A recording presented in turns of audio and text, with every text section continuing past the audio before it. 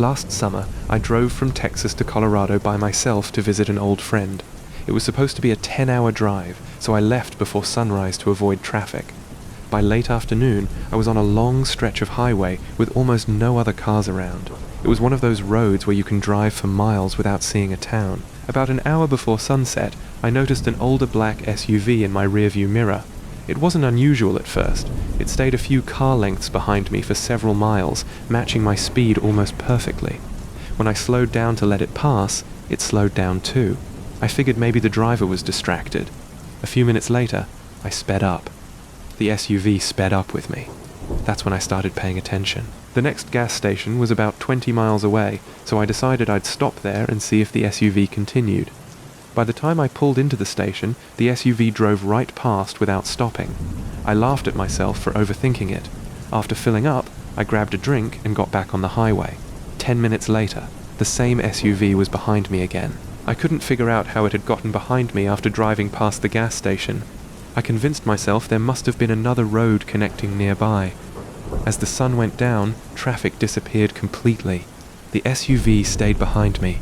Every time I changed lanes, it changed lanes. Every time I slowed down, it slowed down. I finally called my brother using Bluetooth and told him what was happening. He stayed on the phone while I drove. He told me not to go to my friend's house if the SUV was still following me. Instead, he said to head toward the nearest police station.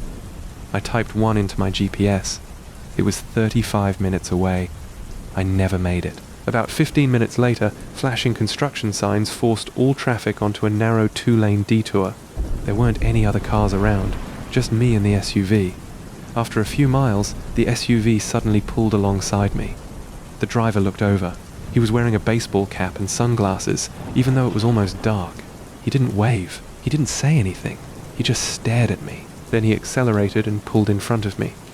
I thought he was finally leaving. Instead, he slowed down to about 30 miles an hour. There was no safe place to pass. For nearly 5 minutes, he kept me trapped behind him. Then, without warning, he turned onto a small dirt road and disappeared. I kept driving, my hands shaking on the steering wheel. I didn't stop until I reached the police station. The officer reviewed my dashcam footage and said there wasn't enough to identify the driver, but he was glad I hadn't gone to a secluded place.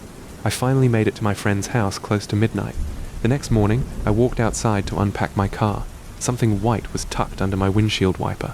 It wasn't there when I left the police station. It was a folded highway map. One route had been circled in red marker. It wasn't the road I'd taken. It was the dirt road where the SUV had disappeared. Written across the top of the map were 6 words that still make me uneasy. You almost took the wrong exit. I used to love driving at night. There was something peaceful about empty highways, no traffic, and being able to just listen to music while watching the road. That changed after one night during a road trip with my cousin. We were driving from Arizona to California and decided to save money by taking turns driving instead of getting a hotel. Around 2 a.m., I started getting tired. We were still hours away from our destination, so we pulled into a small rest stop off the highway. The parking lot was almost completely empty.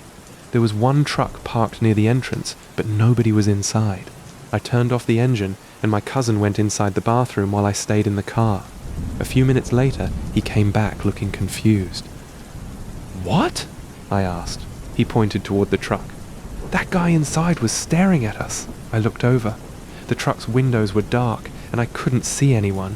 I told him maybe it was just someone sleeping. We decided to leave. As soon as we pulled back onto the highway, I noticed something strange. The same truck from the rest stop was behind us. At first, I didn't think much of it. There were only a few cars on the road, but after 20 minutes, it was still there. Same distance, same speed. My cousin joked that maybe we had a new road trip partner. I laughed, but I kept checking the mirror. After another 30 minutes, we took an exit to get gas. The truck took the same exit. That's when we stopped joking. We pulled into a gas station, parked near the front where the cameras were, and went inside. The truck pulled in too. But instead of getting gas, the driver parked at the edge of the lot and stayed there. We stood inside the store pretending to look at snacks while watching him through the window. The man eventually got out. He wasn't getting gas. He walked toward the store. My cousin whispered, "Don't go outside." The man entered the store and immediately looked around. Not at the drinks, not at the shelves. at us. He walked toward the counter and asked the cashier if we were customers. The cashier looked confused and said yes. Then the man left. We waited about 10 minutes before going back to the car. As we pulled away, I noticed something on my windshield, a small piece of paper tucked under the wiper. I grabbed it before driving away. It was a handwritten note. It said, "Stop taking breaks in places nobody can see." My stomach dropped. The scary part wasn't the message. It was realizing he had gotten close enough to put it there without us noticing. We drove straight to the nearest police station. An officer took the note and reviewed the gas station cameras. They found the man had been following us for almost an hour. But what bothered the officer was something else. He showed us footage from the rest stop. The truck wasn't the first thing he noticed. It was a second vehicle, a small sedan parked behind the trees where the cameras couldn't see clearly. The officer zoomed in. Someone had been sitting inside watching our car before we even arrived. They never found out who it was. We finished the trip the next day, but I never took another overnight road trip after that. A few months later, I was cleaning out my car and found something wedged underneath the passenger seat. A small piece of paper. I knew I had never put it there. It was the same handwriting. 3 words. Still traveling alone? I had planned a solo road trip across the country after finishing a stressful semester. I didn't have a strict schedule, so I decided to take smaller highways instead of the main interstates. I wanted to see places I normally wouldn't. For the first few days, everything was perfect. Small towns, quiet roads, and views you wouldn't get on a normal highway. The problem started on the 4th night. I was driving through a rural area after sunset when my GPS suddenly lost signal. I wasn't too worried. It happens in remote areas. The GPS rerouted me onto a smaller road that would supposedly save me about 20 minutes. At first, it seemed normal. But after about 10 minutes, I realized something was wrong. The road was completely empty. No houses, no streetlights, no other cars, just trees on both sides. I checked my phone. No service.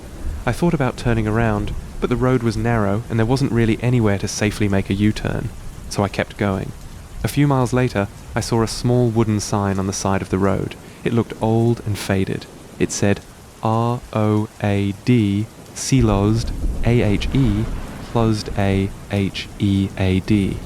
I immediately slowed down.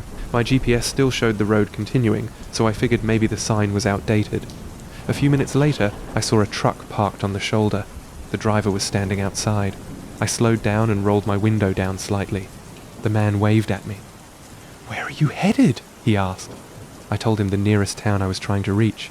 His expression changed. "You need to turn around." I asked why. He looked down the road behind me. "Because nobody comes through here anymore." That sentence bothered me. I asked him what he meant. He said the road had been closed for months because of construction and that my GPS probably sent me the wrong way. I thanked him and started turning around. As I pulled away, I noticed something strange. His truck had no license plate. I looked in my mirror. The man was still standing there watching me. I drove back the way I came. After about 10 minutes, my headlights caught something ahead. A car parked on the side of the road. It looked abandoned. As I got closer, I recognized it. It was the same model and color as my car. I slowed down. The driver's door was open. I didn't stop. I drove straight past. A few minutes later, my phone suddenly got 1 bar of service. I immediately called the police.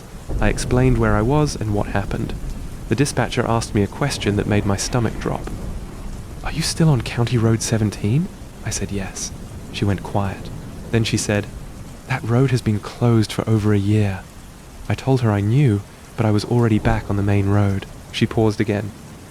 "Sir, there is no active road there." I thought she misunderstood me. Then she asked, "Did you see anyone while you were there?" I told her about the man with the truck.